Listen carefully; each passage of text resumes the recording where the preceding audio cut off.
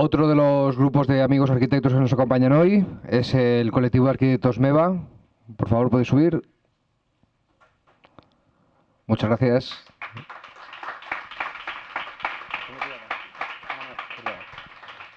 Él es José Manuel, que no me lo había apuntado en la chuleta y le he presentado así en general y tampoco es eso, ¿no? Bueno, hola a todos y gracias por venir. Y bueno, como buenos arquitectos estamos aquí en el Pechacucha. Bueno, somos el colectivo MEVA, somos un colectivo de arquitectos y las diapositivas tienen este nombre tan rimbombante que es Lisa Simpson, el colectivo MEVA y la arquitectura extrañamente familiar. Y no sé, más que contaros nuestras obras, que os voy a contar cómo es nuestra idea de la arquitectura, ¿no? Somos arquitectos como Ricardo Paternina, que es este arquitecto de 30 años, que aparecía hace poco en un artículo del País, en el que explicaba cómo está la situación de los arquitectos, ¿no? Que no hay, o sea, no hay como trabajo y realmente en este país ya no se necesitan arquitectos, o al menos no se necesitan arquitectos tal y como los conocemos a día de hoy, ¿no? Y él comenta esto, de que han destrozado nuestras oportunidades.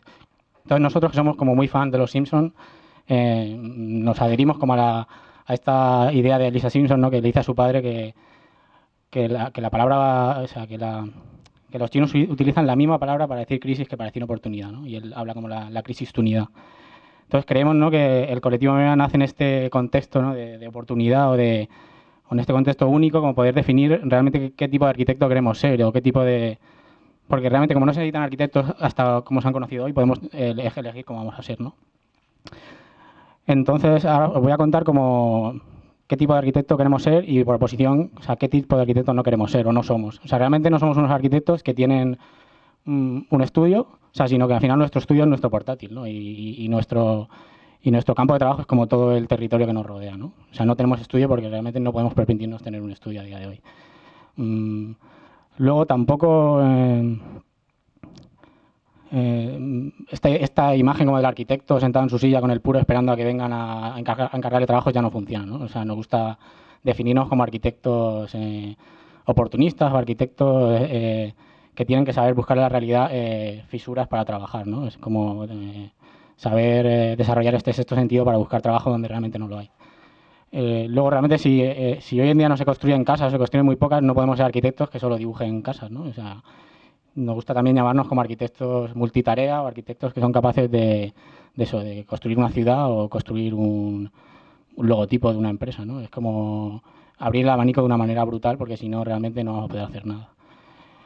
Luego también estamos en contra como de esta idea del arquitecto inspirado o el arquitecto que o sea, que trabaja como en ideas así preconcebidas, ¿no? Y defendemos como esta forma de trabajar en que la forma de nuestra arquitectura, de nuestro trabajo, es como una sucesión de mucho trabajo.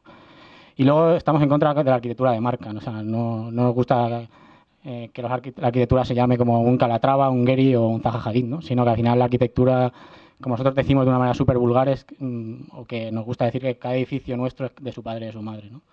Y que al final nace como de sus condicionantes. Al final todo esto ha creado como un caldo de cultivo en nuestros proyectos, de manera que nosotros definimos esta arquitectura como la arquitectura extrañamente familiar. O sea, es extraña porque es rara o singular o puede parecer no convencional, pero es familiar a la vez porque siempre parte como de condicionantes del lugar de los proyectos, ¿no? Y al final siempre aparecen como han aparecido proyectos que hablan de esto, ¿no? Como este en que al final una ciudad se construye a través de un juego de mesa, ¿no? Es como una cosa súper convencional y que es una cosa que no se utiliza en el urbanismo de hoy en día, ¿no? Que está como totalmente alejado de la ciudad. Luego hay más ejemplos.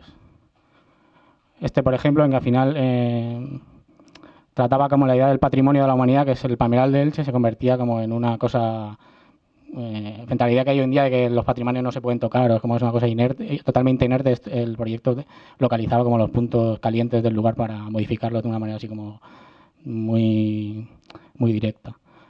O estrategias como esta en que al final, ¿para qué sirve construir más ciudades si tenemos como una superciudad infraestructuralizada? Este es el caso de la UMH de Elche, ¿no?, en que aparecían unas viviendas que colonizaban las cubiertas de los edificios, se aprovechaban como de esta ciudad súper extensa y que los fines de semana no la usa ni Dios.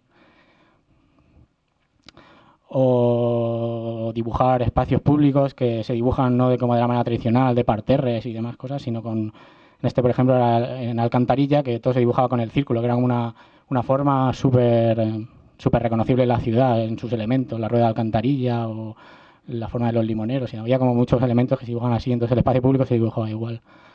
O situaciones como esta en que al final la arquitectura no era solo arquitectura, sino era también bosque, ¿no? Nosotros lo llamamos como 50% arquitectura, 50% bosque. Aparecía como este híbrido entre naturaleza y arquitectura, o era como más un paisaje que una casa. O situaciones tan sencillas, entre comillas, como multiplicar por 16 el tamaño de una pista de atletismo, ¿no? Y que al final colonice todo el cauce de un río, ¿no? Y pasa a tener como 6 kilómetros de longitud y permita unir de norte a sur y de este a oeste una ciudad, ¿no? Que es como una cosa súper divertida de poder hacer deporte en 6 kilómetros. O elementos simbióticos, o sea, utilizando los pueblos en despoblación y juntándolos con la creciente demanda de pueblos para el tratamiento del Alzheimer, aparecían como esta simbiosis entre Alzheimer y pueblo, y una cosa se alimentaba de la otra y otra cosa se alimentaba de la una, y aparecía como esta mezcla así extraña. O simplemente un edificio que actúa como una interfaz en la ciudad, ¿no? En estas ciudades en las que vivimos, que están súper densas y los edificios son bastante anodinos, ¿no? O sea, pues un edificio que miraras por donde lo miraras te daba un reflejo del cielo, que al final es una cosa que es de las pocas cosas bonitas que nos quedan en la ciudad, realmente, poder mirar al cielo. O simplemente una actuación así como súper sencilla de reciclaje urbano, ¿no? ¿Qué hacer con los periódicos matutinos estos que andan, ¿no? Entonces esto se convertía como en 1000 molinillos que giraban y daban una sombra súper agradable en el verano alicantino. Y bueno, o sea, toda esta charla, más que intentar convenceros de que esta es la idea como del arquitecto bueno, el arquitecto del futuro, es nuestra idea de arquitectura. No es ningún paradigma ni ninguna cosa así por el estilo, pero sí que me gustaría que os quedarais con esta actitud de Lisa Simpson del optimismo de cara al futuro y que, o sea, ya que ya que no funciona esta idea que tenemos de arquitectura, pues vamos a inventar una que nos guste. Gracias. Muchas gracias. Más amigos arquitectos, bueno, o algo más. El Grupo Aranea no le gusta definirse solamente como un grupo de arquitectos, de hecho engloban arquitectos, a paisajistas, a diseñadores gráficos y de vez en cuando a los gestores culturales también nos lían. Marta García, en su nombre, nos va a presentar algunos proyectos de Grupo Aranea. Cuando quieras, Marta, muchas gracias. Bueno, yo soy Marta, soy parte del Grupo Aranea, soy ingeniera agrónoma paisajista y Grupo Aranea en realidad no es un grupo de arquitectura. Sí que trabajamos entre la arquitectura y el paisaje, pero bueno, desde el principio fuimos un equipo multidisciplinar de cuando fundamos en el año 98 y bueno, nos ha gustado siempre tener pues, una mezcla de disciplinas. Como veis, aquí hay una muestra de arquitectura, también trabajamos en el paisaje. En realidad nosotros no entendemos ese límite entre arquitectura y paisaje. Para nosotros paisaje es esto, paisaje urbano, es meter una vivienda encima de otra vivienda antigua y generar un nuevo choque al que lo ve, y paisaje es ir a un campo y entender sus límites, redibujar ese lugar donde hay unas trazas, donde hay una esencia, reconocerla y a partir de esa esencia intentar proyectar, intentar buscar diálogos con ese lugar que no rompan o que por lo menos respeten lo que había allí, ¿no? Entonces, bueno, en ese mundo, el mundo Aranea, es lo que os voy a contar hoy. Y contar un poco cuáles son los parámetros entre los que nos movemos. Esto es un colegio, un instituto en la Vega Baja, donde hemos tenido que ajustar un programa muy rígido, muy estricto. Y una de las constantes en todos nuestros proyectos es intentar divertirnos, ¿no? Intentar buscar siempre algún punto, algún elemento. Y bueno, ahí veis una rampa, que es una de las cosas, bueno, luego lo veis también. Esto es otro proyecto en el Vinalopó, donde también está ese tema otra de las constantes, que es intentar buscar siempre una armonía con el medio ambiente. Aquí hay unas lagunas de macrofitas que intentan depurar el agua que viene del Vinalopó e intentamos que esa depuración sea muy visible para la gente. Otra de las constantes, la tercera que quiero comentaros, es la imaginación desbordante, que suele estar en manos de Paco, una que va ahí con la niña, que se plasma en libretas y tras libretas y en manteles y en cualquier lugar donde pueda. Y bueno, eso es un poco el origen de nuestros proyectos, ¿no? Esa imaginación que luego se va generando proyectos como este, que es el del Vinalopó, el que os comentaba antes, donde había unos caminos, unos trazados que se han ido recuperando. Son caminos que se habían borrado por una infraestructura, bueno, un encauzamiento que había cortado, diseccionado la ciudad de dos, y ahora hemos intentado recuperar esos caminos Y aquí se ve una muestra, ¿no?, de cómo esos caminos se han ido construyendo, materializando. Y esto es un grito que Aranea hace siempre, ¿no?, un grito de la necesidad de meter verde en las ciudades. Ahora mismo las ciudades tienen árboles en alcorques que están cada vez más impermeabilizados, sus raíces asfixiadas. Nosotros intentamos que la vegetación conviva con el ser humano, puesto que el ser humano necesita la vegetación para vivir. El oxígeno viene de las plantas y entonces el conseguir ecosistemas como estos en, por ejemplo, un bungalow del Cabo de las Huertas, donde todos estos procesos se desarrollan bueno, no somos nada tecnológicos, eso no lo he dicho, pero no sé si esto queda un poco fuera de lugar de la charla, pero para nosotros esto es vital, ¿no?, intentar conseguir dentro de todos esos procesos tecnológicos al final un lugar donde el ser humano pueda respirar.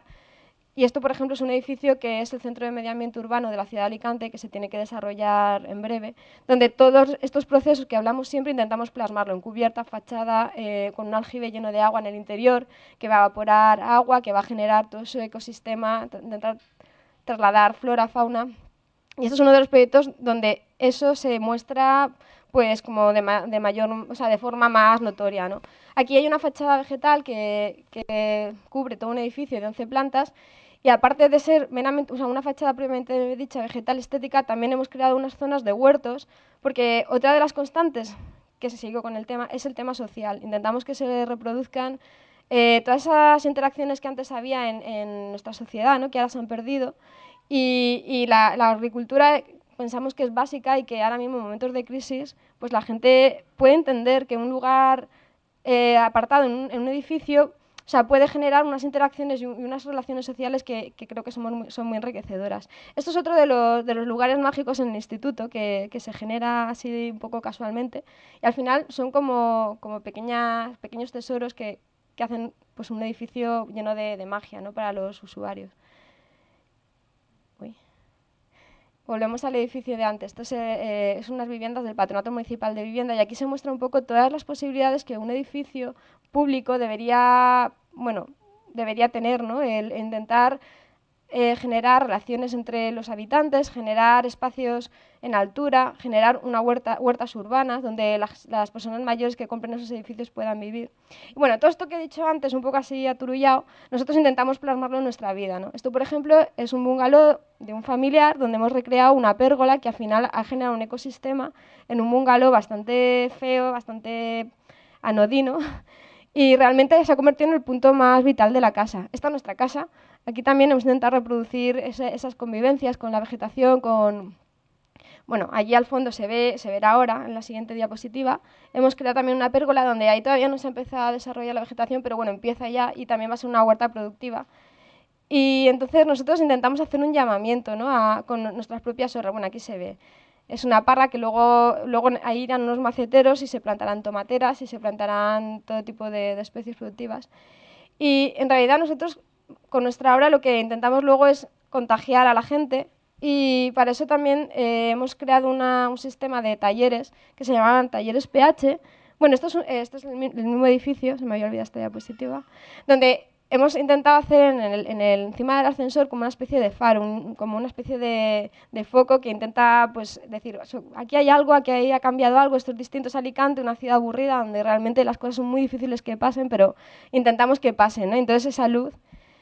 Y esto es lo que os decía antes, intentar contagiar a la gente. En estos talleres movemos por toda España, incluso estamos intentando hacerlos fuera de España. Intentamos contagiar estos valores que he contado en nuestros proyectos a la gente, llevando pues a lo mejor 60 personas a un pueblecito rural. Intentamos crear una arquitectura de armonía con el paisaje. Y estos talleres también se han desarrollado en Alicante y esto es una propuesta que hemos hecho nosotros de intentar que el brazo del castillo llegue al mar, que son dos de los valores más importantes de Alicante y que es una pena que esté totalmente cortado y que no llegue, que hay un proyecto ahí que va a impedir que se desarrolle.